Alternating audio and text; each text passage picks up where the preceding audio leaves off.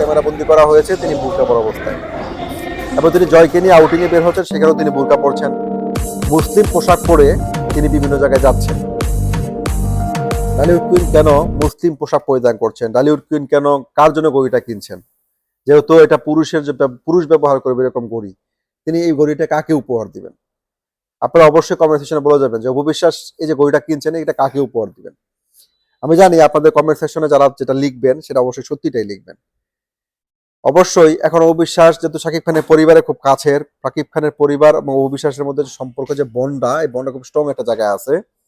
এই জন্য আপনারা দেখবেন অপু বিশ্বাস বিভিন্ন জায়গায় যখন যাচ্ছেন তিনি মুসলিম ড্রেস আপ করে যাচ্ছেন এবং মুসলিম রীতিনীতি ফলো আপ করছেন।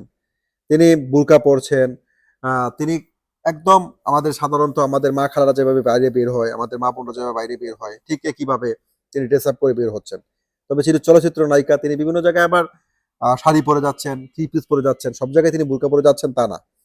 তিনি যেখানে বিজ্ঞাপন প্রচার প্রচারণা, বিভিন্ন কোম্পানির আউটলেট উদ্বোধন, ব্র্যান্ড ব্র্যান্ড প্রমোটের জন্য যখন যাচ্ছেন, তখন তিনি সেই সমস্ত গতানুগতিক নিয়ম অনুযায়ী যাচ্ছেন। কিন্তু তিনি যখন পার্সোনাল কোনো কাজে, ফ্যামিলির কোনো কাজে, বা ছেলেকে নিয়ে আউটিংয়ে বা শ্বশুরবাড়ির মানুষকে নিয়ে বের হচ্ছেন, তখন কিন্তু তিনি মুসলিম রীতিনীতি ফলো আপ করে যাচ্ছেন। এখন অপু বিশ্বাসকে অনেকেই বলে থাকে অপু বিশ্বাস হিন্দু, অপু বিশ্বাসের কোনো ধর্মের ঠিক নাই। এখন অপু বিশ্বাস যখন অপু ইসলাম খান ছিল, তখন কিন্তু কেউ অপু বিশ্বাসের জন্য এসে দাঁড়ায় নাই, অপু ইসলাম খানের জন্য এসে দাঁড়ায় নাই।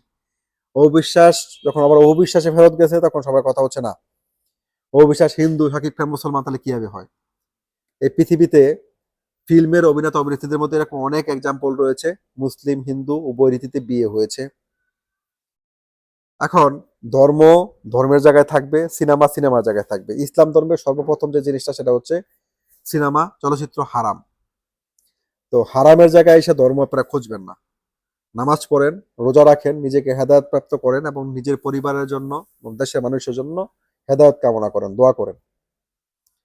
সিনেমা দেখতে এসে ধর্ম প্রচার বন্ধ করেন।